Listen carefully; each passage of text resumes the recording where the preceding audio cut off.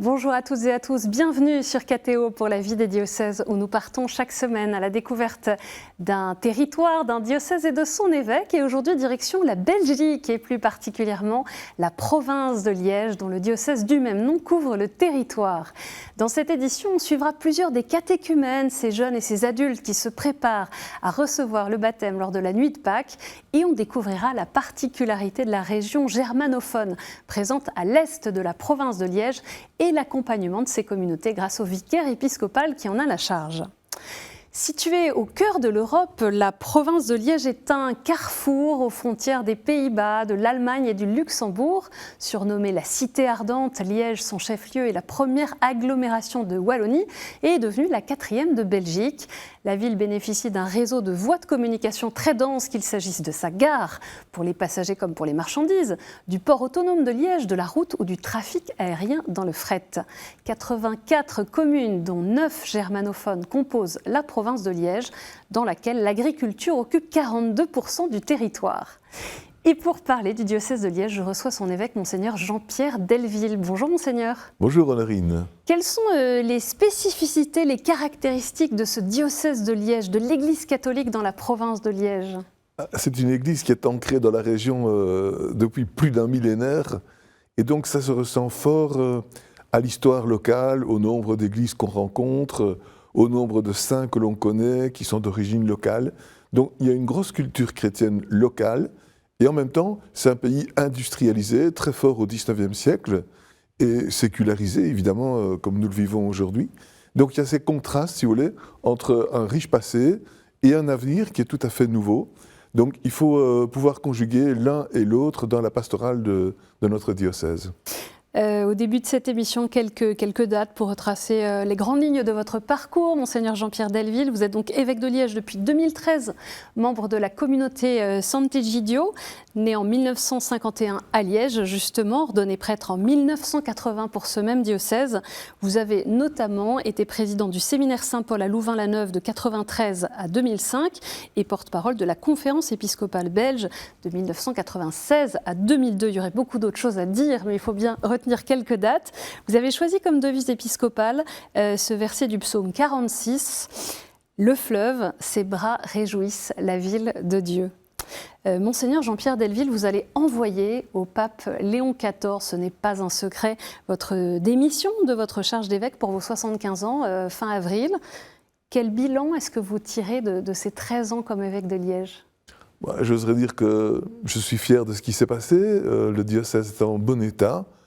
Et donc je suis heureux de pouvoir transmettre à mon successeur un diocèse où il y a beaucoup de belles choses qui sont mises sur pied, qui ont été aussi initiées par mon prédécesseur, Aloysius Ten, que j'ai pu continuer, parfois développer, parfois innover. Nous avons un nombre de prêtres assez considérable, de laïcs engagés très nombreux. Nous avons des communautés religieuses même nouvelles. Et donc, en termes de personnes engagées, je dirais que voilà, c'est une joie de voir le nombre de personnes qui s'engagent, disons. Donc, en ce sens-là, je suis heureux de pouvoir transmettre quelque chose qui fonctionne bien, tout en sachant qu'il y a des fragilités, bien sûr. Il y a peu de vocations, il n'y a pas toujours un renouvellement aussi au niveau des personnes dans les associations de volontaires et de bénévoles. Mais il y a des ressources nouvelles en termes de catéchuménat, on va en parler. Donc, en ce sens-là, je suis heureux. Je suis heureux d'avoir mis sur pied un vicariat pour l'accompagnement des acteurs pastoraux.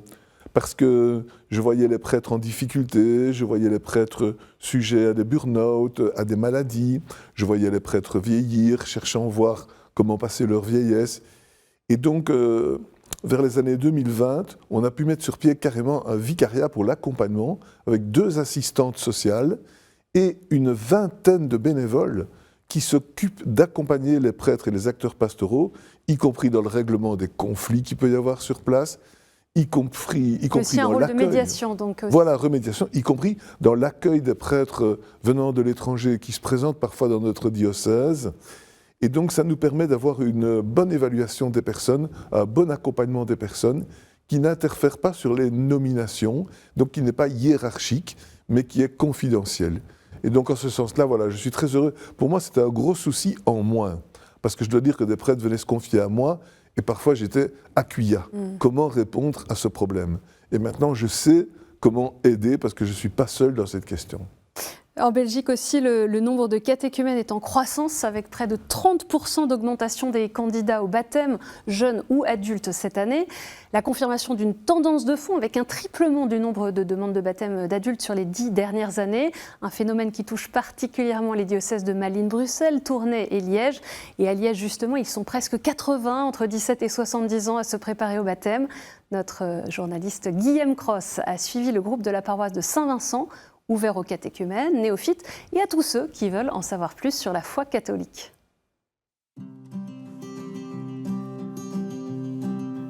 Une fois de plus, le groupe de partage Catéchu se rassemble pour discuter foi et spiritualité en ce début de carême à l'unité pastorale de Saint-Martin. Jessica, étudiante dans le quartier, a trouvé dans ce groupe un moyen de progresser vers le baptême. J'ai fait 6 ans d'études et c'est que l'année passée que j'ai trouvé la foi et j'ai demandé le baptême parce que c'est un peu de cette famille-là que je veux faire partie. La première séance était chez Alain. Je me suis vraiment sentie accueillie dans une maison avec des gens qui me proposent un thé. Enfin, on se sent pas dans une église froide en fait. C'est à l'issue du baptême de 2 sœurs que le groupe émergea 3 ans auparavant pour répondre à un besoin de continuité dans le chemin vers les sacrements. Le fondateur Alain a dû s'adapter aux différents parcours de vie. On peut répondre de façon multiple à des personnes multiples également. Mais pour nous, en tout cas dans l'équipe, c'est une joie justement d'avoir des personnalités différentes et surtout ça nous empêche de nous endormir sur nos lauriers et à chaque fois, on recommence une nouvelle aventure avec chaque personne. Nous, on est là pas pour les garder avec nous, mais pour les lancer sur la vie de chrétiens et ils vivent leur vie comme tout le monde. La valeur ajoutée de cette initiative est la discussion, mais aussi les relations humaines, appréciées particulièrement par Jonathan, ancien baptisé, qui vient pour la première fois. J'essaie de beaucoup apprendre par moi-même et du coup par la raison. Et il y a quelque chose qui manque dans la lecture, dans la pure connaissance, dans la recherche de la compréhension intellectuelle des choses.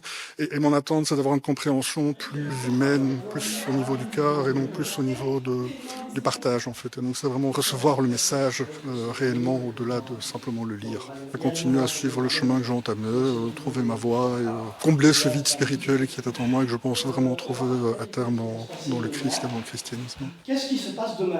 Dimanche après-midi, l'appel décisif rassemble 77 catéchumènes à la cathédrale, étape importante dans leur parcours de foi. Karine, qui a fait son appel il y a 3 ans, se retrouve dans les futurs baptisés du groupe. Gwendoline et Jessica qui vont du coup vivre leur appel décisif et moi ça me rappelle de moi il y a 3 ans quand je l'ai vécu, toute l'émotion que j'ai ressentie. Du coup en fait à chaque fois d'avoir une personne dans le groupe qui va repasser par ce que moi j'ai passé il y a genre 3 ans, ça me fait trop plaisir. Personnellement j'avais hyper peur parce que je me suis dit ok là j'ai été baptisée, je fais quoi après, il se passe quoi? Et maintenant t'as ce groupe pour justement t'aider finalement à vraiment apprendre à vivre notre foi en groupe et moi j'aime beaucoup la vivre en groupe que d'être toute seule dans mon coin, je trouve ça encore mieux. Le rendez-vous est organisé toutes les 2 semaines tant que les fidèles désirant progresser dans leur chemin de foi continueront cette aventure à la collégiale Saint-Pierre de Liège. On a vu la variété du profil de ceux qui demandent le baptême, ceux qui l'ont reçu enfant et qui veulent recommencer ce chemin de foi. Comment répondre à leurs attentes ? Donc, en étant accueillant dans les différentes paroisses à ces personnes, parce que nous découvrons que quand il y a des catéchumènes ou des recommençants qui se présentent, la paroisse est obligée de se mobiliser pour les accompagner. Et donc, comme vous le savez, quand on est enseignant, on s'enseigne soi-même. Oui. On apprend en apprenant aux autres. Et donc, ainsi, ça valorise la foi des personnes de la paroisse de devoir transmettre leur foi aux autres. Donc voilà, on l'a bien vu ici dans la séquence.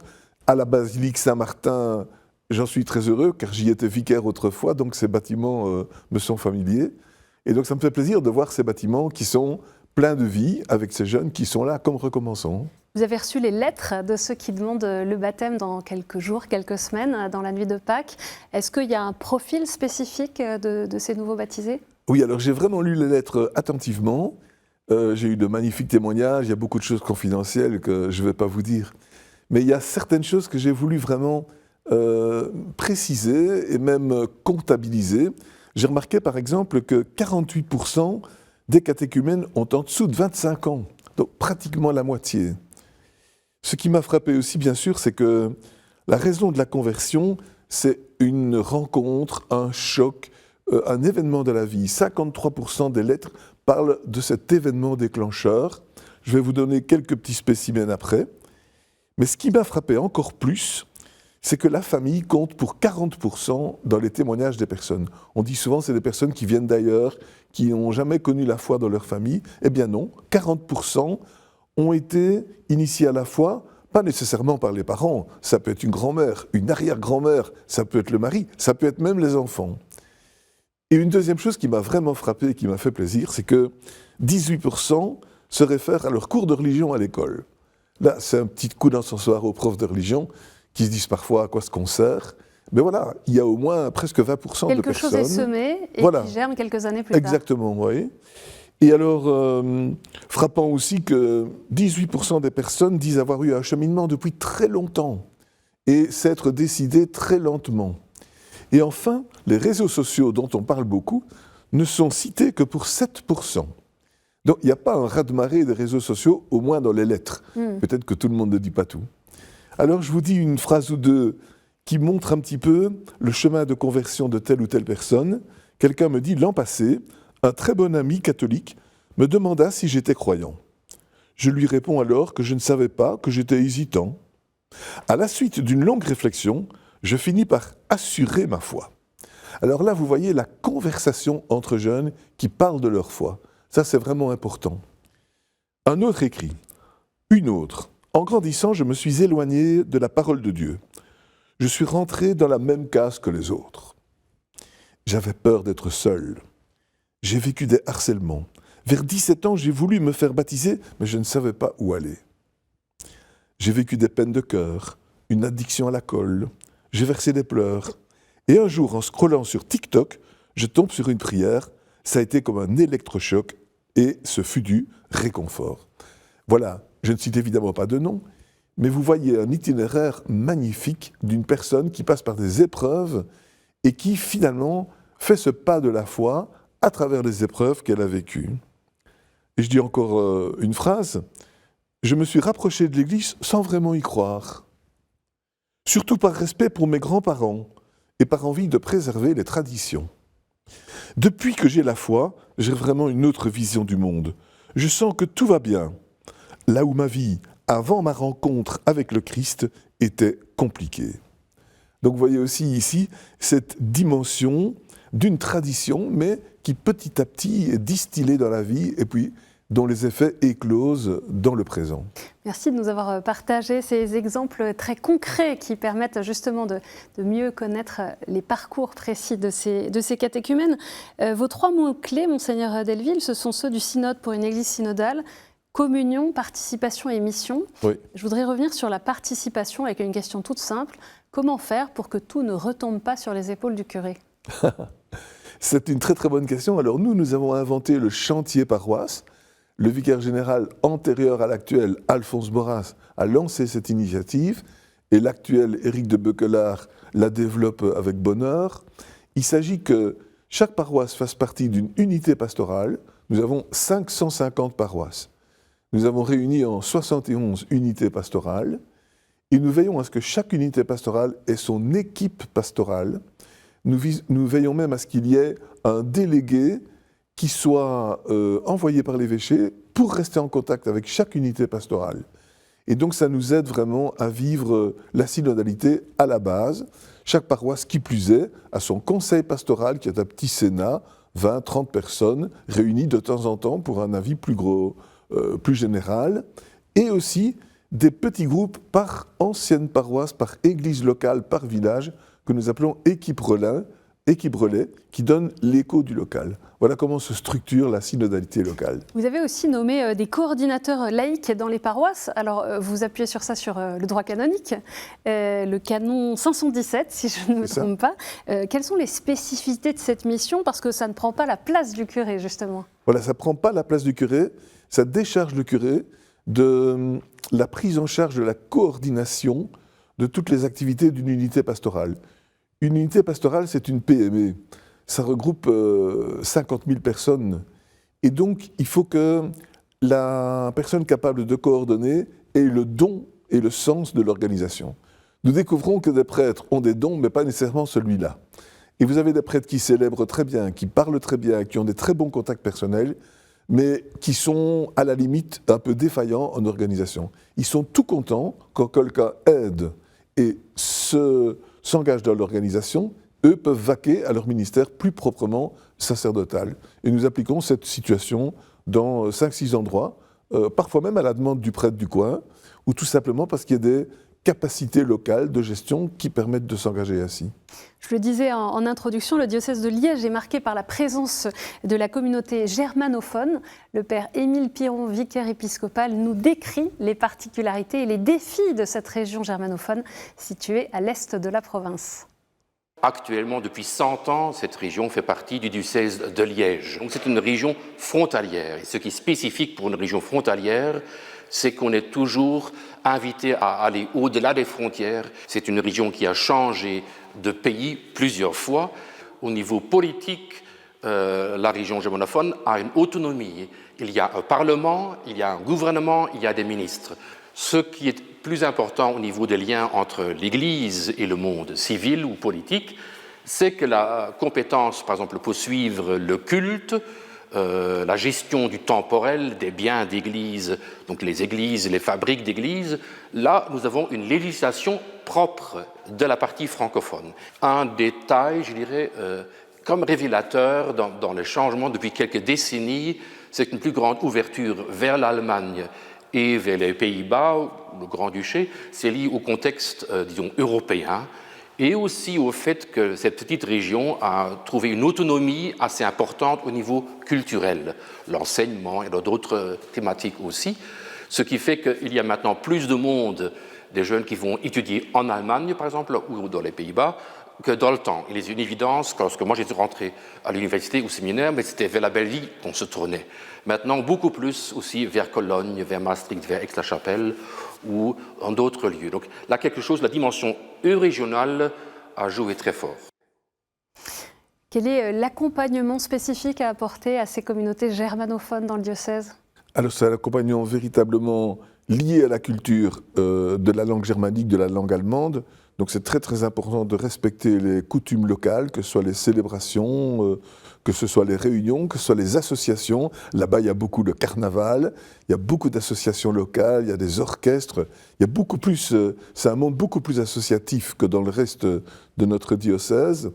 C'est une région qui nous permet de faire le pont avec la culture allemande. On a, grâce à Émile, l'écho de l'Église d'Allemagne. Maintenant, il ne faut pas oublier que le diocèse de Liège, sous l'Ancien Régime, c'était l'Allemagne. Nous n'étions pas partis des Pays-Bas autrichiens ou espagnols, nous étions partis de l'Empire germanique, et donc nous étions une partie francophone de l'Empire germanique, et maintenant nous avons une petite partie germanophone de cet Empire germanique. Il y a donc les liens qui continuent d'une façon ou d'une autre, et ces liens qui sont aussi des racines sont très enrichissants les uns pour les autres. Vous avez publié une lettre pastorale pour le Carême sur la mission et l'évangélisation. L'évangélisation qui, que, quoi, dont, où. 50 ans après l'exhortation apostolique Evangelii Nuntiandi du pape Paul VI, quels sont les défis de l'évangélisation dans le diocèse de Liège ? Voilà, j'ai voulu écrire cette lettre pastorale parce que depuis plus d'1 an, nous y pensons dans notre diocèse. Vous l'avez dit vous-même, pour moi, le leitmotiv de la démarche synodale, avec cette dimension de participation, débouche sur la mission et l'évangélisation. Et donc, on ne doit pas se contenter de la participation qui est un peu de l'entre-soi, on doit déboucher sur la mission qui est l'ouverture à l'autre. Et donc, j'ai trouvé dans Evangelii Nuntiandi une structure extraordinaire pour réfléchir l'évangélisation. Donc, je l'ai appliquée à notre diocèse aujourd'hui.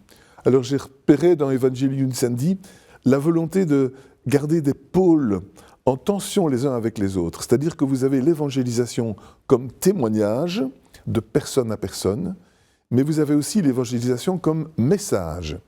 Et donc, l'un ne doit pas empiéter sur l'autre, l'un doit se conjuguer avec l'autre. Vous avez l'évangélisation qui part de la personne individuelle et celle qui part de la communauté. L'un et l'autre doivent être tenus ensemble. Vous avez l'évangélisation qui part d'un contenu doctrinal et celle qui part d'un travail éthique sur le terrain, l'amour du prochain. Les deux sont à faire.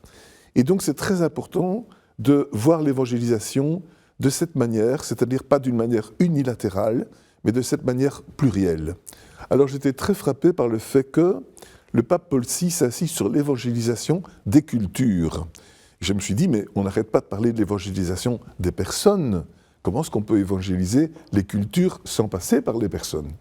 Alors certes, on passe par les personnes, mais on veut aussi que, je dirais, les valeurs chrétiennes et le message chrétien puissent imprégner les structures de nos sociétés.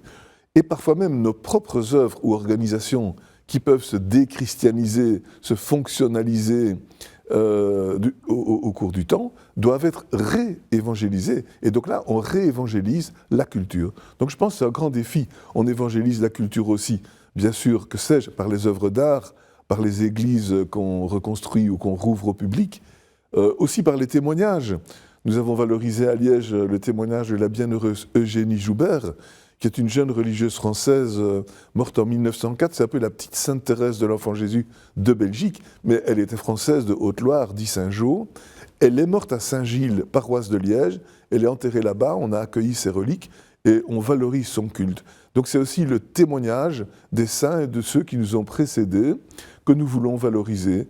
Nous avons aussi insisté sur le culte de la bienheureuse Marie-Thérèse Haze, une religieuse locale qui a fondé les Filles de la Croix, et tout récemment sur le culte de Saint Lambert, le fondateur du diocèse, qui remonte au 7e siècle, mais dont nous avons les reliques. On va passer, Monseigneur Jean-Pierre Delville, aux questions de terrain.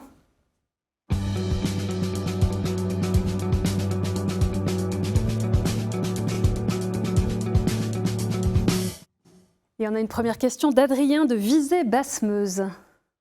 Bonjour Monseigneur, donc ma question était, est-ce que c'est vraiment difficile de maintenir l'unité et la communion entre les différentes communautés, les différents groupes catholiques du diocèse et toutes les sensibilités qui s'y rapportent?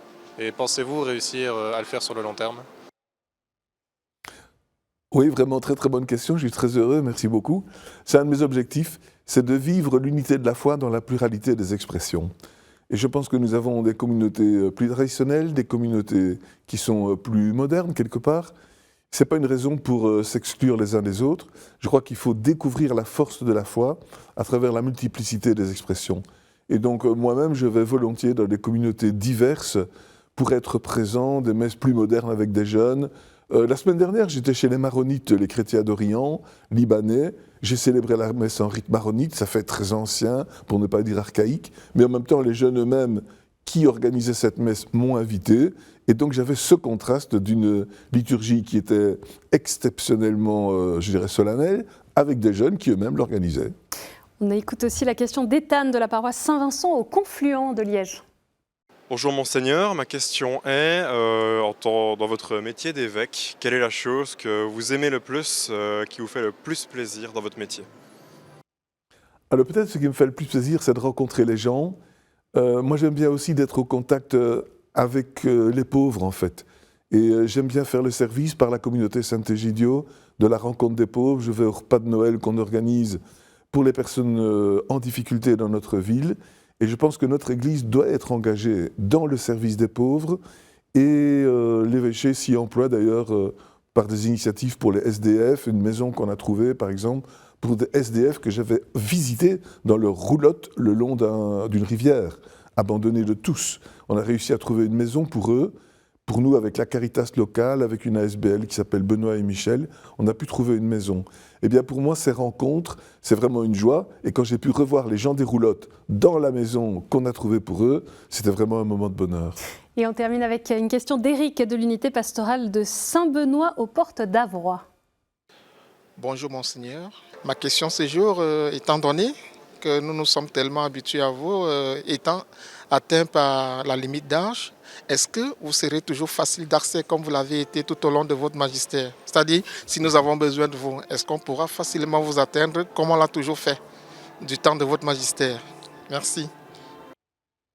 Eh bien, je ferai mon possible. Si la santé le permet, il n'y a pas de raison que je ne sois pas accessible. J'aurai au contraire plus de disponibilité, mais je ne voudrais pas non plus empiéter sur la place de mon successeur. Hein. Mais je ferai mon possible pour être présent tout simplement aux personnes qui m'entourent et à tous ceux qui veulent me voir. Dernière question, qu'est-ce que vous espérez vivre une fois que la démission de votre charge épiscopale aura été acceptée par le Saint-Père? Qu'est-ce qu'on peut vous souhaiter tout simplement? Donc voilà, un espace de rencontre avec les personnes, un peu moins de temps pour les réunions de groupe et les soucis qu'il faut assumer. Et je dirais peut-être un peu de temps pour la recherche historique et les travaux qui me tiennent à cœur, que parfois j'ai commencé mais jamais achevé. Moi, je suis spécialiste en histoire de l'exégèse. J'ai quelques petites choses à publier que j'aimerais travailler. Et donc voilà, c'est aussi un des éléments que j'aimerais faire. Merci beaucoup, Monseigneur Jean-Pierre Delville, d'être venu sur le plateau de la vie des diocèses. Pour en savoir plus sur le diocèse de Liège, rendez-vous sur le site internet www.évêchedeliège.be/fr. Cette émission est bien sûr à revoir sur kto-tv.com et à réécouter sur les plateformes de podcast et sur l'application KTO Radio. Merci pour votre fidélité et un merci tout particulier à Jean-Baptiste Connolly, journaliste chargé d'édition et soutien précieux pour la préparation de la vie des diocèses depuis 3 ans. Il part pour de nouvelles aventures professionnelles et on lui souhaite le meilleur. Quant à moi, je vous donne rendez-vous la semaine prochaine.